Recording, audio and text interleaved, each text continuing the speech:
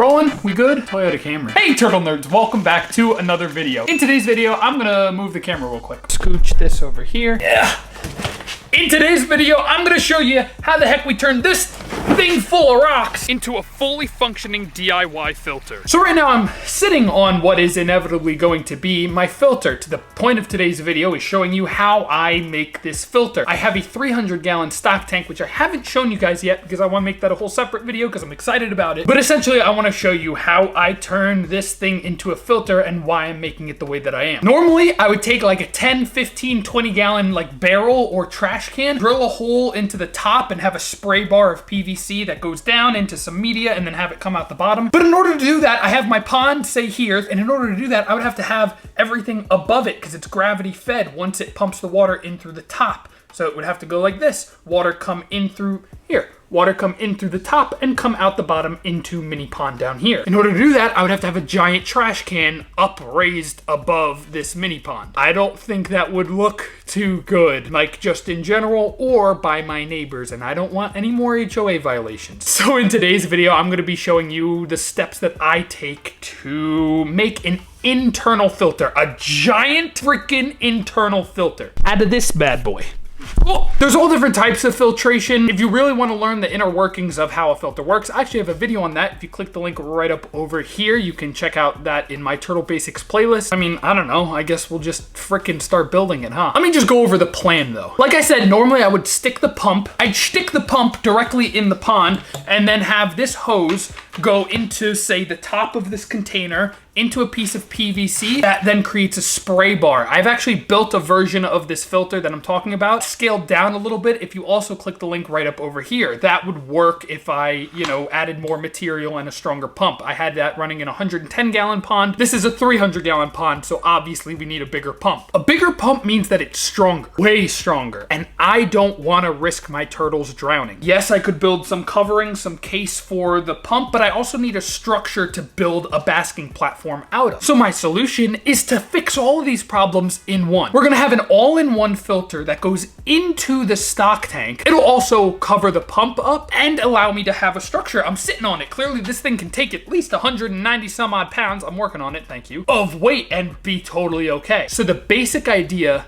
is gonna be this. Right here is a filter that I built a couple of months ago. Clearly it's working pretty darn well. You can actually see all the garbage and stuff that it's catching. Essentially, I have the pump right there. There's the outlet for the clean water to flow. And then I have a bunch of holes, drilled over on this end, a bunch of filter material, and then the pump over here. So it sucks the water in, passes through all this filter material, and out comes clean water. We are scaling this little thing, the size of my hand, all the way up from this like 20 to 30 gallon enclosure to 300. So the gist of the filter is that I'm going to be taking the pump, putting it down probably right like that. This end will just be filled with all kinds of filter material, and I'm gonna drill a butt ton of holes into here and right through the top of the lid. That way it allows for water to be pulled in, creating one giant internal filter and also a structure for a basking platform to be built. The first step, I'm gonna figure out how I wanna orient my pump, how I can drill a hole to make this hose fit out, and a couple other logistical things. And then I gotta wash this river rock. Guys, already I have a change of plans. I didn't want this thing to be on its side, so I was thinking, well, how am I gonna get the water up and out if I have this pump facing up? Oh, where's the lid? I'll just drill a hole in the lid. I'll just have this here, put this like this, clip out a small hole for the wire, and then drill a hole wherever I need it to come out, and then have the hose come straight up like this and make a little fountain out of it. So it'll basically look like this, and then have a bunch of holes drilled on the left side. And then yeah, over on this side is where all the holes will be. I want it at this back right corner because I want the pump the furthest away from where the water is gonna be entering. That way it's forced to pass through as much of the media as possible. And I'll put a bunch of lava rock over on this side and whatnot, and then put a lot of the mechanical filtration over here. That should really freaking work. Let's do it.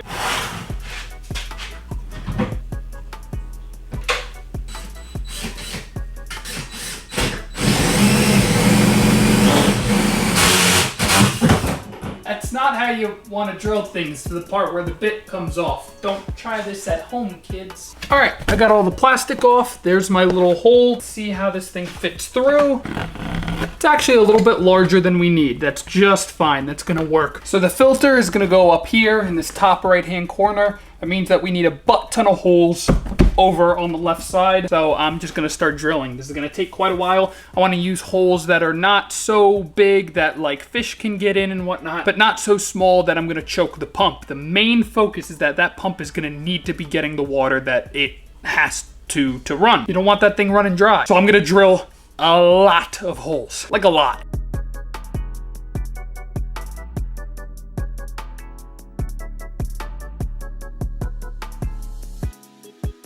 So now the pump is gonna be right there.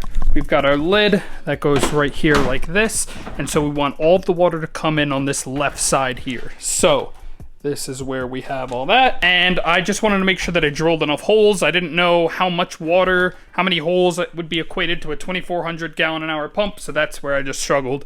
And I figured I was better off doing too many holes than too few and choking out the pump. So also when you drill the holes, sometimes you get these little plastic suckers on the inside. So I went ahead and tried to peel all them off or drill them out. I don't know, I don't want all these little knobs on the inside of the filter. So next I've got to go ahead and rinse out all of this lava rock because it's going to be red and dusty. The reason we're using lava rock is it's very porous of a material, allowing good beneficial bacteria to grow, which convert ammonia to nitrates, basically making the water less toxic.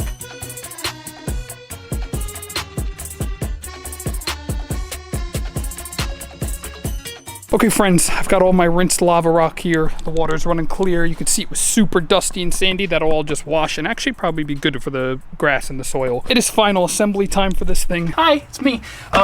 Here's our filter here. We've got the pump that's going to go straight in the back left here. I want the wire out this way, and we are going to add some filter materials. All of our holes are over on this size. So I cut these just kind of randomly. This is Metalla filter matting. This is supposed to be like the best of the best. I got this at a garage sale with this pump for like nothing, like 20 bucks or something. So this actually happens to fit perfectly on this end. I don't want it to block necessarily, so I'm gonna scooch it back a little bit. I'm gonna put this one over here on this size. And guys, I really didn't cut it to fit at all. It just randomly had pieces and they fit nicely, so that's kind of awesome. Next, we have something that's a little finer. This old filter material. This is not an exact science. We're just gonna kind of wing it a little bit. Next, I have this Quilt and Batting. This is really, really good stuff, as a matter of fact. I'll just kind of toss it all in. We want a little bit of this fluff. I'm gonna actually put between this and that. That way it doesn't get sucked up into the pump. We've at least got a sort of barrier for this. All right, I like this design a little bit better. As you can see, I've created a sort of wall, so that way it goes through the Metalla, goes through this. I'm gonna put all this fluff and stuff here, and then there's a wall, and then I'll fill the rest with lava rocks. And you kind of want it, pump goes right there. Maybe we'll even take another piece of Metalla matting, put it on top, almost like a lid. Yeah, that'll work. The next day. Hey folks, my apologies. Yesterday I was under a time crunch, a lot of crazy stuff running through my head. Let me show you a more finalized version of this pond filter. Okay children, so as I mentioned, if I was a wiser man, if I took more time to plan this, if I did this more efficiently and cared more about this build, I would, because I'm not using this super long term, I would probably put this light diffuser egg crate stuff right here to separate out the mechanical and biological filtration. Maybe I would put a valve or something down here to like, so that way I could just put a hose in here and rinse it all out and then it could all come out the bottom. Maybe drill some holes in the bottom so I could do that. But I think this is gonna be just fine. I don't plan on having a huge bio load, not too many turtles, so I think it'll be okay. And at the worst case scenario, I can take this, flip it over, and then drill some holes later. Like, that's not really a big spiel. I kind of like this like box, oh, that rock shouldn't be there, that I have for the mechanical filtration. I'm gonna finish up this biological filtration right heckin' now. That's not bad. I want as much rock as I can get in here because I want the most biological filtration. The more rock that I have, the more it'll filter. So let's see if we can get a little bit more. There we go. I think that's pretty good without overdoing it. Now we're kind of cooking with peanut oil here. So now it's time. Oh, that's to a shop vac. I flooded my house a little bit. Anyway, this, I'm gonna go ahead and put the lid on. Oh, I also have to have the spot cut out for the wire. Let me do that real quick. Look at this. I use these tin snips to just cut the perfect little notch for the wire. It's actually got some give, which is fantastic. And just because I'm super paranoid and because there's probably gonna be uneaten food that gets sucked into this and the turtles are probably gonna try to get in, I don't want a lick of possibility that they can get in or the lid pops off or some freak accident happens. So I'm gonna zip tie the freaking thing shut. As you guys can see, I'm really like winging this as I go along. Yeah, I'm just gonna add another 2 zip ties and then we're gonna take this into the pond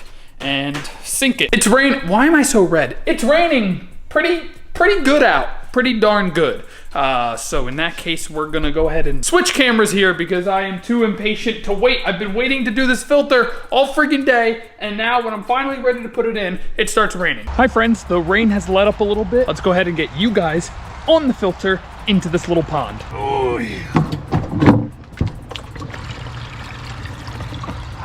All right. So here, this thing is, it actually takes up a lot more space than I thought, but I am gonna be building a nesting box in here anyway. Normally, I would definitely not suggest, basically what I'm doing right here is feeding the return. Basically, the clean water is just going right back in the filter, which is not usually what I would suggest, but this is a really insanely powerful pump. So I'm definitely gonna build a nice little fountain out of it. I'm gonna, we have this threaded piece right here that I'm gonna be able to attach PVC to and make a spray bar. That way this current is not as strong. There are turtles in here. They are new additions. I haven't showed you guys them yet. It has been extremely cold, so they're in brumation and I feel terrible. There's a little sneak peek right there. I feel awful because they're trying to go into brumation and it's freaking cold for no reason. Anyways, if I go ahead and move the outflow to over here, we can see the water is being sucked up into the holes. So this is working really well, just as I planned. And I am very happy with the way that this has turned out. So that's it, guys. This is my customizable little filter. So now with another DIY project completed, I would like to thank you guys so much for watching. Please tune in till next week, perhaps the week after, where I show you